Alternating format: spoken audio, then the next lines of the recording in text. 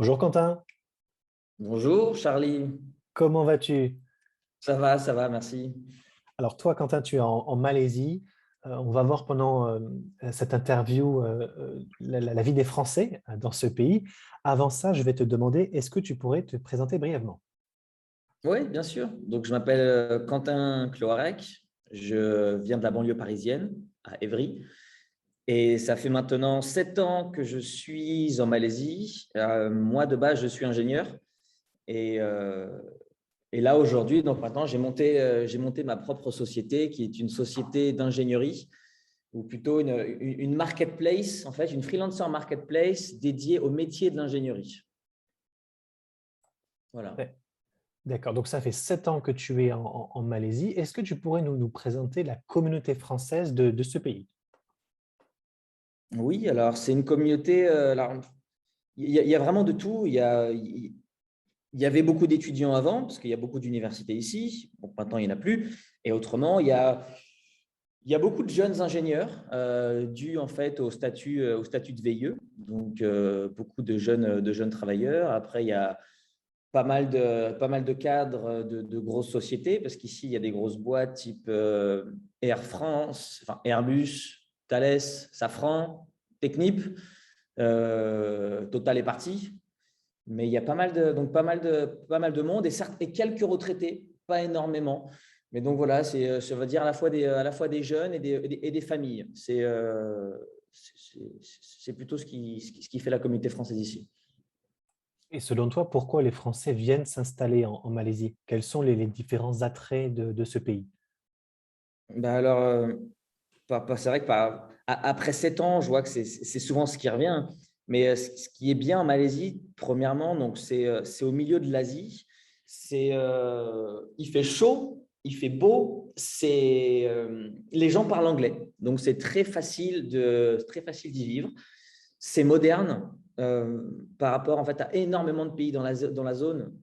C'est très moderne, pas autant que Singapour, hein, mais je pense à ces pays type le Vietnam, la Thaïlande, l'Indonésie. C'est vraiment moderne. Et on peut voyager très facilement. Le coût de la vie est, on va dire, extraordinaire, c'est-à-dire qu'on tout est pas cher, hein, et on peut vivre vraiment très très bien avec un budget correct, on va dire. Donc, euh,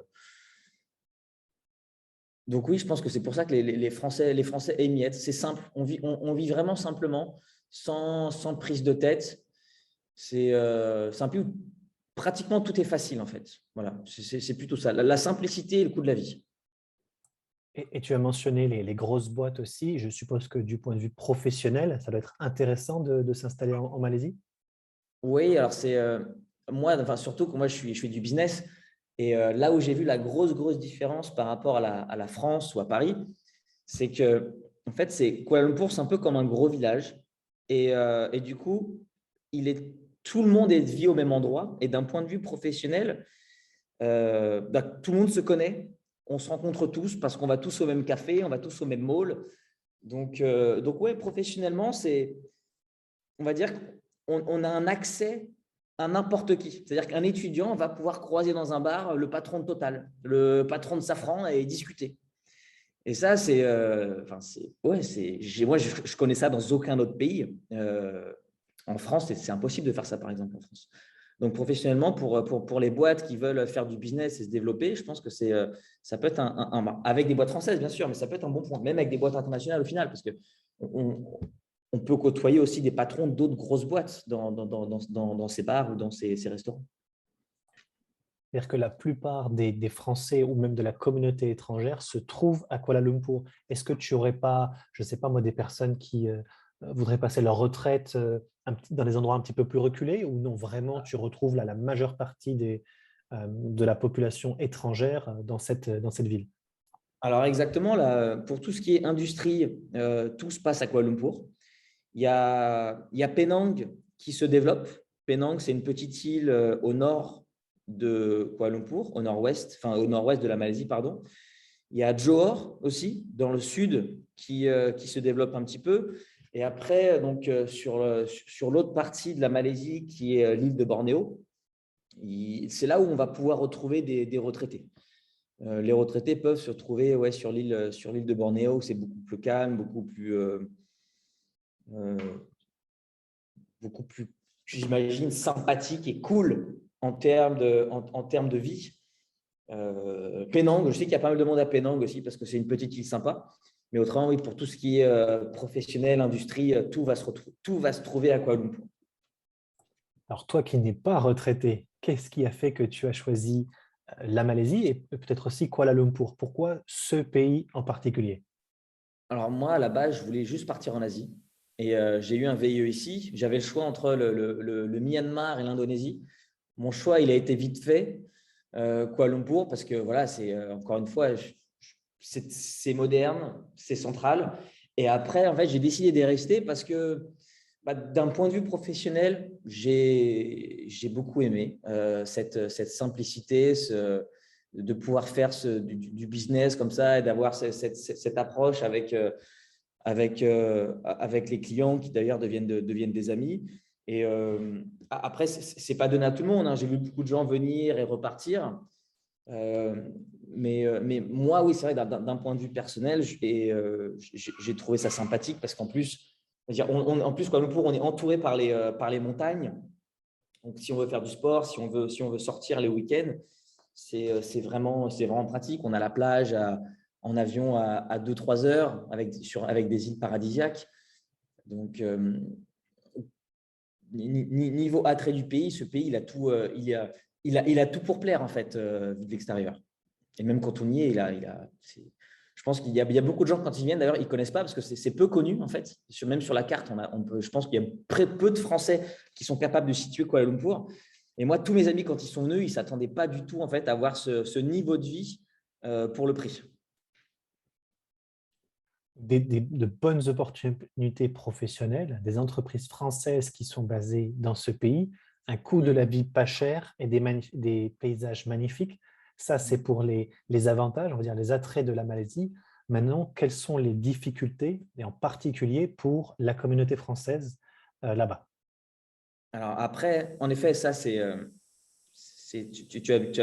bien raison de le citer parce que après, ce n'est pas si facile que ça.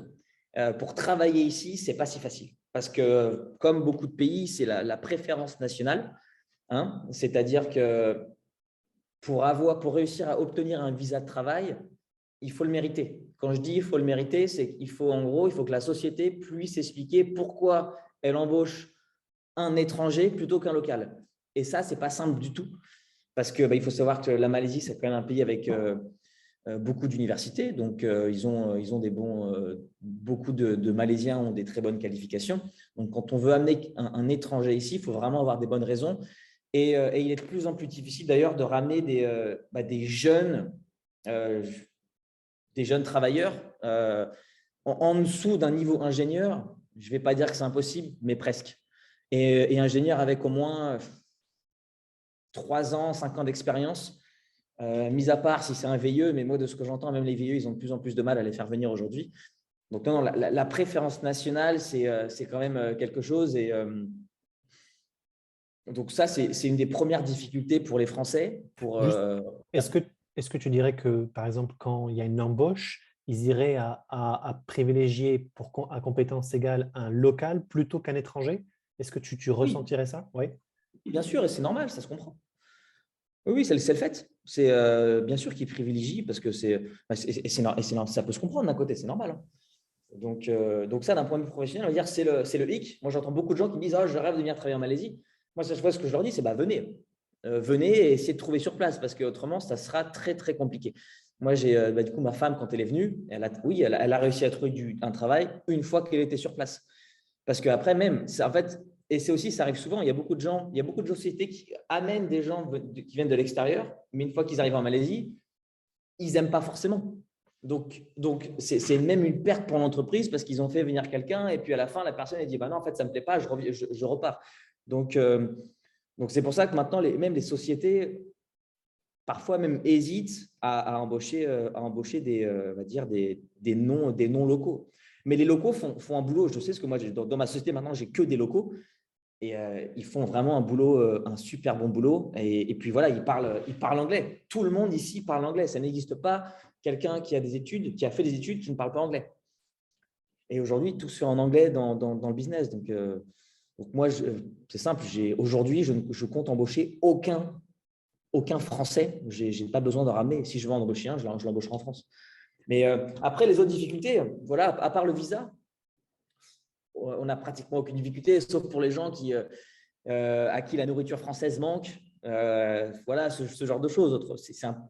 On ne peut pas tout trouver en termes de nourriture, mais ça, je pense que c'est pareil dans tous les pays du monde, hein, parce que c'est un peu compliqué de tout amener. Les types de difficultés que j'entends souvent, oui, c'est l'éloignement dû à la famille, parce qu'il faut prendre 2 avions, il n'y a pas de vol direct. Il y en avait un avant, maintenant il n'y en a plus. Donc voilà, c'est cet éloignement. Autrement, j'entends peu de difficultés. Voilà, les difficultés principales. Une que je pourrais donner, mais ça, c'est encore c'est un problème de riche, j'ai envie de dire. C'est le lycée français qui est pas forcément bien situé. Donc, moi, même mon fils ne va pas au lycée français parce qu'il est vraiment mal situé Il est pour la situé où? communauté. Il est situé dans un quartier en fait, éloigné du centre-ville. C'est en fait à peu près à 100 bouchons, c'est 30 minutes du centre-ville, c'est à Montchiara. Et avec bouchons, c'est pratiquement 1 heure pour y aller. Donc, c'est pratique pour les gens qui habitent dans cette zone-là, qui est une zone d'ailleurs plutôt pour les familles, Montchiara. Mais pour les gens qui veulent rester en centre-ville, moi, je connais très peu de Français qui habitent en centre-ville qui envoient leurs enfants au lycée français. Et ça, on peut appeler ça une difficulté, mais c'est plus une difficulté, je dirais, pour le lycée français, parce que du coup, ils perdent des élèves. Donc voilà. J'aimerais revenir sur les visas. Donc, je comprends que c'est difficile d'avoir un visa de travail quand tu as finalement ce Graal. Est-ce qu'il y a une possibilité d'avoir la résidence permanente ou éventuellement la double citoyenneté à terme pour être tranquille et être sûr de pouvoir rester en Malaisie? Alors, je vais répondre à la deuxième question déjà. Non, c'est impossible d'obtenir la citoyenneté. Le passeport malaisien est seulement valable, même quand on est sur le sol malaisien, il n'est pas possible de l'avoir. C'est le droit du sang qui prévaut. Mais par contre, on peut avoir des visas. Ça s'appelle les talent pass. Ça existe toujours. Le talent pass, en fait, c'est un visa on va dire, de résident.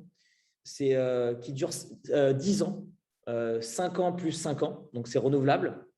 Et donc, ça, on peut l'obtenir, mais les conditions sont très, très compliquées. Donc, on peut l'obtenir seulement après avoir passé 3 ans en Malaisie avec un certain salaire dans le pays. Un salaire qui équivaut à peu près, si je ne dis pas de bêtises, 3 000, 3 500 euros brut.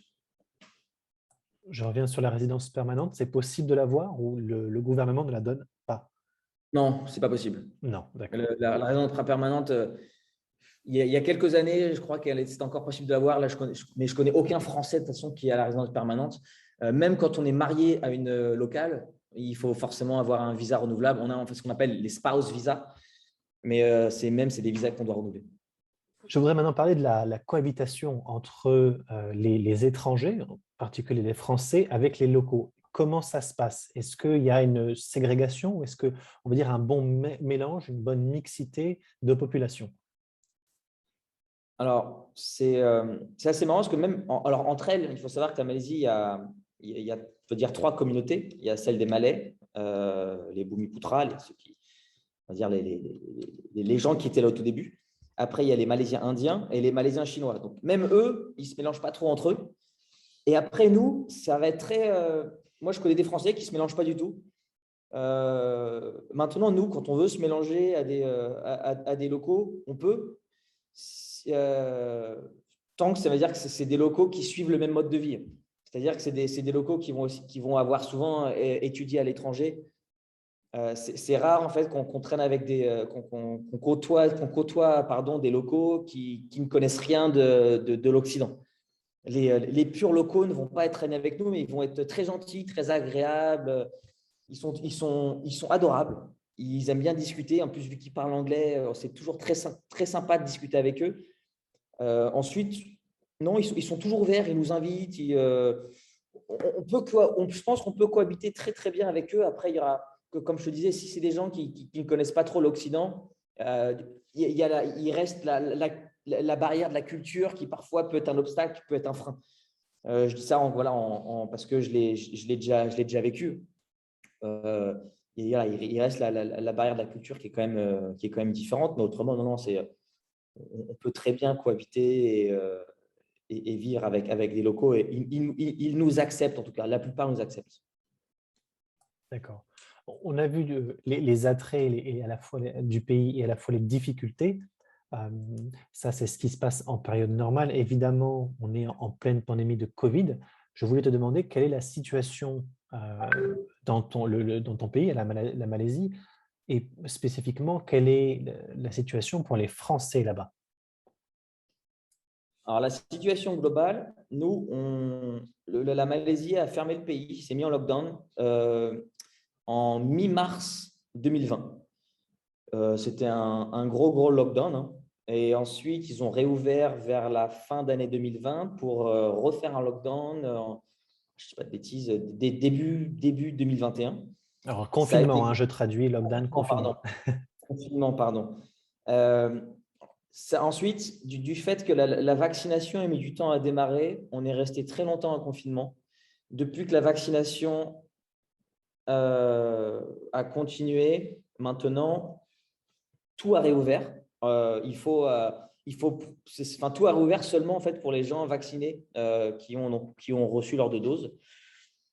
Après, français ou pas, il n'y a pas eu de différence. La seule problématique, c'est quand on revient en France, parce qu'on n'a pas forcément eu le bon vaccin reconnu par l'État français. Mais autrement, en Malaisie, il n'y a aucune différence, qu'on soit français ou malaisien, il n'y a aucune différence de traitement à l'égard de cette pandémie et du Covid. Quel vaccin vous avez d'ailleurs? Ici, il y a eu AstraZeneca, Pfizer et Sinovac. Donc, moi, personnellement, j'ai eu Sinovac. Donc, quand on rentre en France, on n'a pas accès au pass sanitaire, à moins qu'on fasse une 3e dose d'un ARN messager. Est-ce que les vaccins étaient gratuits? Et si oui, pour tout le monde? Ça a été gratuit pour tout le monde. Pas de C'était distinction entre vraiment… les étrangers et les locaux. Non, c'est ce que je dis. Et là, non, ils ont vraiment traité tout le monde de la même manière. Il n'y a pas eu d'histoire d'étrangers ou pas. Il y a même des gens qui n'étaient pas sur le territoire légalement et ils ont pu avoir le vaccin. Donc, non, ils ont vraiment… L'idée, c'était vraiment qu'ils vaccinent tout le monde et aucune distinction. Et comment ça s'est passé pour les tests? Pareil, est-ce que les tests étaient disponibles pour tout le monde ou est-ce qu'ils étaient gratuits? Alors, les tests, non, les tests étaient disponibles, mais il fallait payer. Il n'y a pas eu de… Alors, ou alors, je ne sais pas. C'est peut-être quelque chose dont je ne suis pas sûr. Mais moi, en tout cas, j'ai dû faire un test et il a fallu que je paye et ça avait un certain coût. C'était plus cher qu'en France. D'accord. Maintenant, peut-être concernant les entrées et sorties du territoire, est-ce que tu peux sortir, peu importe, par exemple, je sais que tu n'es pas résident permanent, mais quand tu es étranger, est-ce que c'est facile de sortir, rentrer sur le territoire pendant cette période Covid où il y a des restrictions? Alors, pour sortir et rentrer, il faut le demander. Il faut le demander et il faut que ça soit accepté. Donc, moi, ça m'est arrivé il y a un mois. J'ai dû faire la demande. On reçoit une demande au bout d'une semaine où on nous autorise à quitter le territoire. Pardon, on nous autorise à quitter le territoire et à re-rentrer sur le territoire. Voilà, mais après, il faut faire des tests et compagnie. Et quand on re-rentre, pareil, du moment qu'on suit bien tout le process, on peut re-rentrer sur le territoire et après, il faut faire une quarantaine. Donc, la quarantaine se fait soit à l'hôtel, soit chez soi. Voilà, j'ai un petit bracelet maintenant parce que je peux faire la quarantaine chez moi. Et donc, voilà, tant qu'on respecte, on va dire, toutes leurs lois et leurs process administratifs, on peut donc avoir la quarantaine à la maison et c'est plus ou moins bien fait. Qu'est-ce que c'est que ce bracelet? C'est juste un bracelet pour dire en gros que je suis en quarantaine. Donc, en gros, je n'ai pas le droit de sortir de chez moi. Si je suis vu par la police dehors avec ce bracelet, je finis en prison. Ah, et ça s'enlève pas facilement? Bah, si, j'ai juste à le couper. Mais en Ah, fait, non, j'ai un rendez-vous le 4 octobre. J'ai un rendez-vous pour me faire enlever le bracelet. Donc, j'imagine, vu que je ne sais pas par qui, mais s'ils voient que le bracelet est coupé, je pense qu'ils ne vont pas être contents. d'accord. Ben ça, c'est aussi la première fois que j'entends ça, un bracelet pas électronique, mais en tout cas, Alors, j'ai des amis qui ont eu un bracelet électronique. mais j'imagine qu'ils n'en ont pas assez pour tout le monde. Je ne sais pas. Encore une fois, on en apprend tous les jours. J'ai l'impression, Quentin, qu'on a fait le tour à la fois comme je disais, des principaux attraits du pays, des difficultés et de la situation Covid. Donc, je te remercie encore pour ton temps De rien, avec et plaisir. je vais te dire à très bientôt. Ok, super. Merci, Charlie.